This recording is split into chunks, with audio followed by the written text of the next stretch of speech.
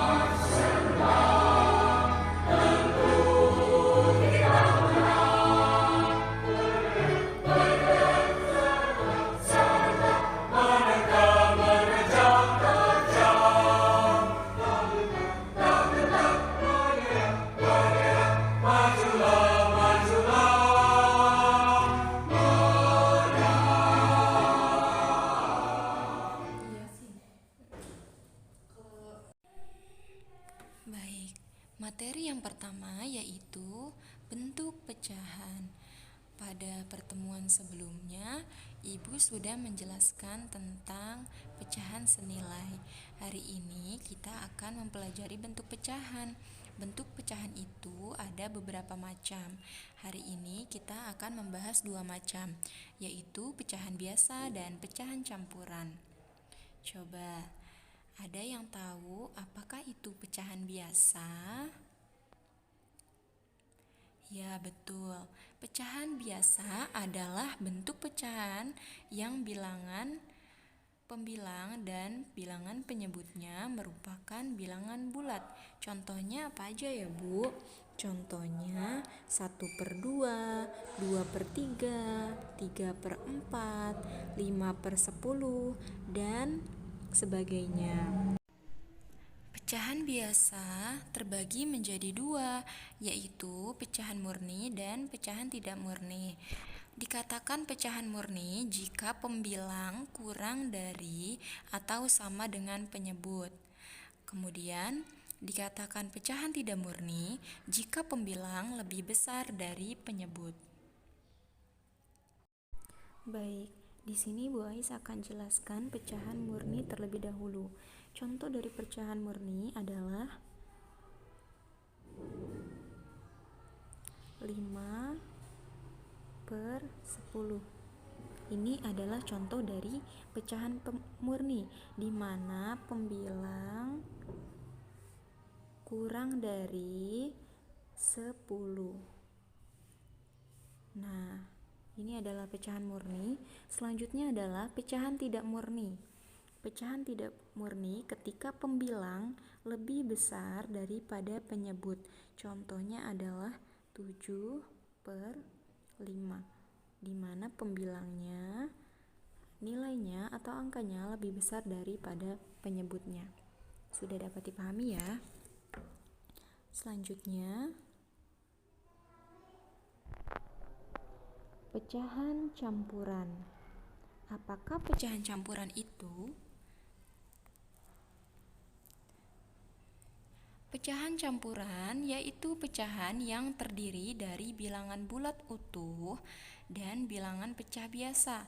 Contohnya 1/2. Ya, kemudian 2/4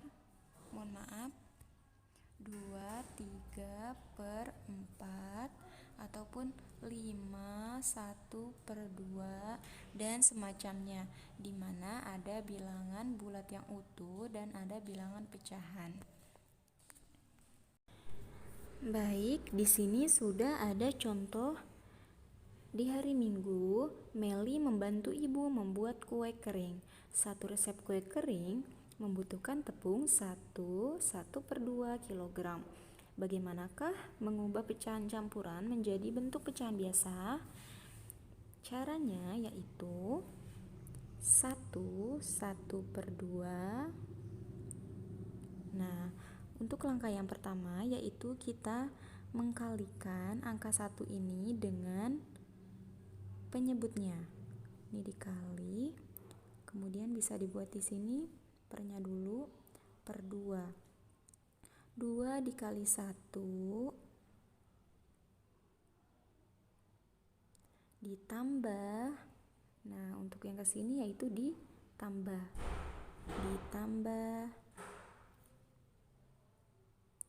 1. Di sini tinggal dihitung per, ditaruh penyebutnya 2. 2 dikali 1 sama dengan 2 ditambah 1 sama dengan 2 ditambah 1, 3/2. Nah, di sini kita sudah menemukan pecahan biasanya. Dari 1/2 diubah menjadi pecahan biasa, angkanya adalah segini, 3/2. Ini sebelumnya adalah pecahan campuran, dan ketika sudah dirubah menjadi pecahan biasa menjadi 3/2.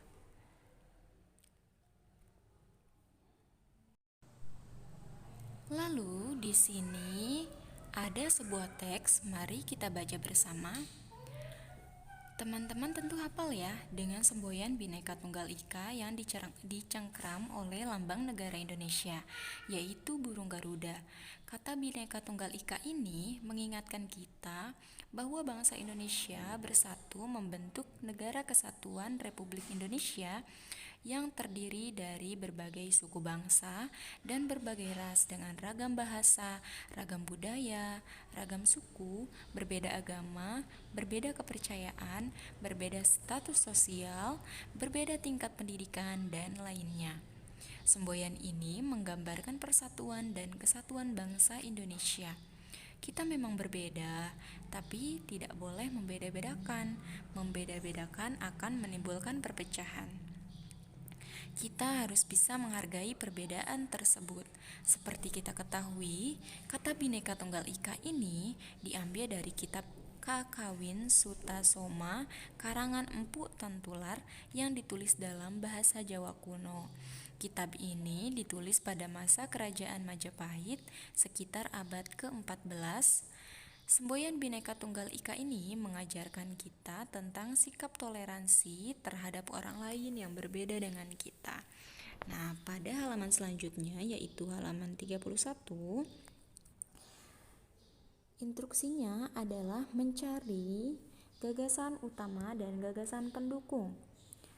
Pada paragraf yang pertama, untuk gagasan utama atau gagasan pokoknya adalah inti dari paragraf pertama itu sendiri. Coba kalian baca dengan cermat terlebih dahulu. Kira-kira manakah yang menjadi gagasan pokok dan gagasan pendukung?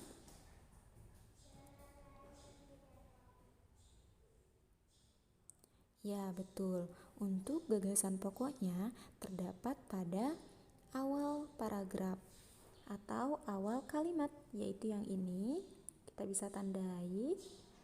Oke, seperti yang sudah Ibu jelaskan kemarin, jika paragraf utama atau paragraf pokoknya terdapat di depan, maka paragraf ini dinamakan dengan deduktif. Selanjutnya, pada paragraf atau kalimat yang kedua, di manakah gagasan pokoknya?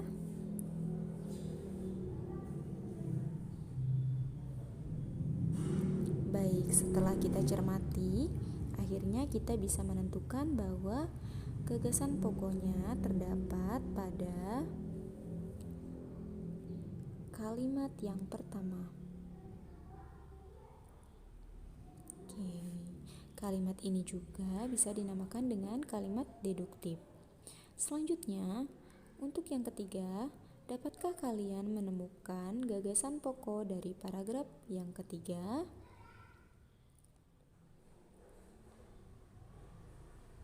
Ya, betul. Semuanya sudah hebat.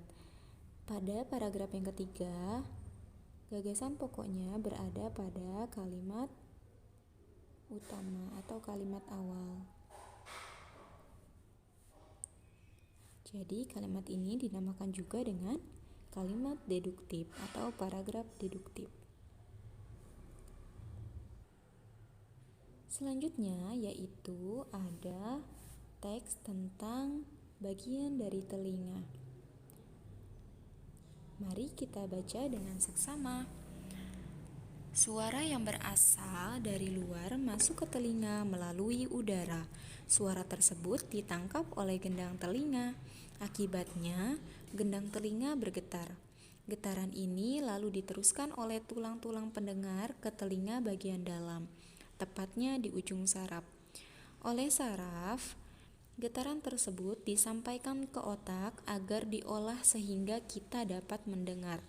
Selain sebagai indera pendengar, telinga juga berfungsi sebagai alat keseimbangan tubuh. Bunyi atau suara yang sangat keras dapat memecahkan gendang telinga. Mengapa demikian? Karena gendang telinga hanyalah selaput tipis yang mudah pecah atau robek. Oleh karena itu, tindakan apa yang dapat kamu lakukan ketika mendengar suara yang keras seperti petir? Kira-kira apa yang kalian lakukan jika ada suara yang keras seperti suara petir? Ya, betul. Kita bisa menutup telinga kita dengan apapun yang ada di sekitar kita. Contohnya bantal atau bagian dari tubuh kita sendiri, yaitu tangan. Selanjutnya di sini ada 5 soal esai, kalian bisa kerjakan ya untuk di rumah.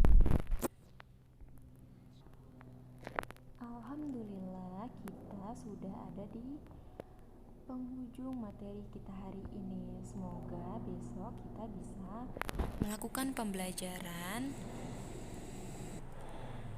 seperti biasanya ya. Untuk tugasnya akan Ibu serahkan di WhatsApp grup. Kalian bisa cek, dan untuk penyerahan tugas akan ditunggu sampai malam ini. Terima kasih teman-teman.